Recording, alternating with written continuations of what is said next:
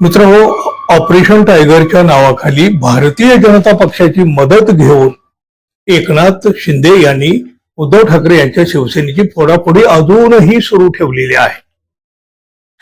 तसं पाहिलं तर हे अत्यंत घाणेरडं आणि अनैतिक असं राजकारण आहे. पण याचाही एकनाथ शिंदे आणि त्यांच्या गटाला अभिमान वाटू लागलेला आहे, मोठा गर्व वाटू लागला आहे. खूप काही मर्दुमकी केल्याचं एकूण त्यांच्या देहबोलीमध्ये आणि त्यांच्या विधानातून सुद्धा दिसतं. 40 आमदार फोडले, पुन्हा 6 खासदार पळवले आणि आता मातोश्रीच्या अगदी जवळचे असलेले सचिन अहिर यांनाही त्यांना फोडण्यामध्ये यश मिळालं.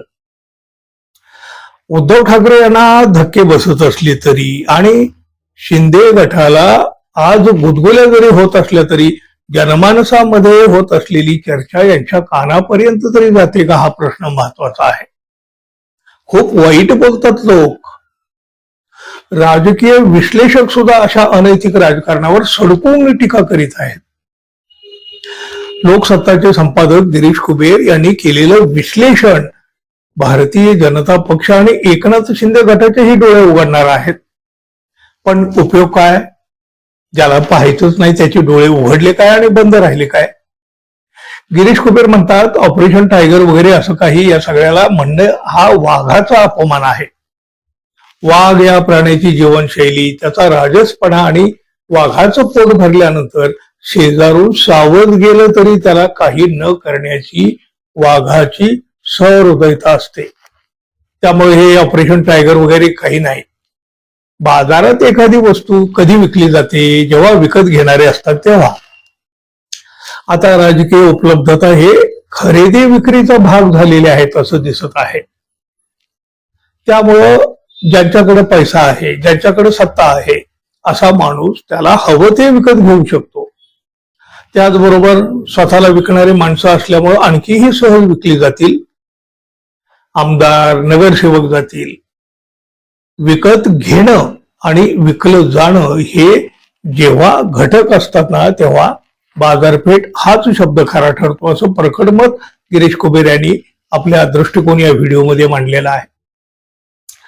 शिवसेना उद्धव बाळासाहेब ठाकरे या पक्षाचं भवितव्य काय असं त्यांना विचारले तेव्हा हे कुबेर म्हणाले, जोपर्यंत निवडणुका येत नाही तोपर्यंत या प्रश्नाचं उत्तर देता येणार नाही. हा एक भाग झाला.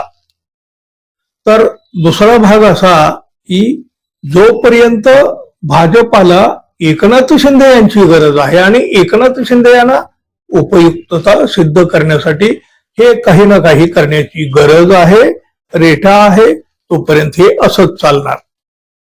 राजकारणात एखादा ब्रँड, एखादा पक्ष संपला किंवा नाही संपला हे औषधाच्या बाटलीवर लिहिलेलं असतं असं होत नाही. शेतकरी कामगार पक्षाचं अस्तित्व आता काहीही नाही, पण पक्ष टिकून आहे. मायावतींचा बसप असेल त्यांचंही तसंच. आडनावांच्या भोवती फिरणारे, नावांना महत्व असलेले या सगळ्याचं ऐतिहासिक अस्तित्व मानणारे जोपर्यंत आहेत तोपर्यंत या पक्षाचं अस्तित्व टिकून राहील. पण टिकून राहण्याला राजकीय ताकद किती असेल? ती ताकद भारतीय जनता पक्षाला रोखण्यासाठी विरोधी पक्ष किती हिरिरीनं मैदानात उतरतील हे पाहणं महत्वाचं असेल. हे सगळं गणित राजकीय यशावर अवलंबून आहे. राजकीय यश नसतं तर एकनाथ शिंदे यांच्याकडे एवढा पैसा आला नसता. भाजपाशी जे संधान त्यांनी साधलं ते साधलं गेलं नसतं. पैसा कशासाठी हवा? तर सत्ता मिळवण्यासाठी हवा. सत्ता का हवी? तर सत्ता अधिक पैसा मिळवण्यासाठी हवी. अधिक पैसे तर अधिक व्यापक खरेदी करता यावी, हे असं सगळं चक्र आहे. एकनाथ शिंदे यांची राजकीय गरज ही आहे की त्यांना भाजपच्या दिल्ली नेतृत्वाला हे दाखवून द्यायचं आहे की अजून बी मीच सक्षम आहे. शिवसेना संपलेली आहे. हिंदुत्व किंवा जो काही दावा केला जातो तर राज्याचं नेतृत्व आपल्याकडेच यायला हवं असं त्यांना सुचवायचं आहे.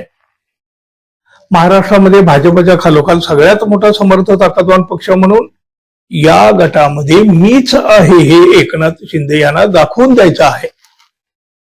राष्ट्रीय लोकशाही आघाडी म्हणजे एनडीए मध्ये या क्षणाला भाजपा सोडला तर बाकीचे दुय्यम आहेत. भाजपाला दक्षिणेमध्ये गरज आहे म्हणून टीडीपी वगैरे पक्ष आहेत असं सुद्धा गिरीश खोबर यांनी म्हटलेलं आहे. बघा, लोक काय म्हणतात ते आपण ऐकतोच. लोक काहीही म्हणत किंवा राजकीय विश्लेषकांनी कितीही जोडे मारली तरी सत्तांधाना ना भय ना लज्जा असंच म्हणावं लागेल. धन्यवाद. पुन्हा भेटू. नमस्कार.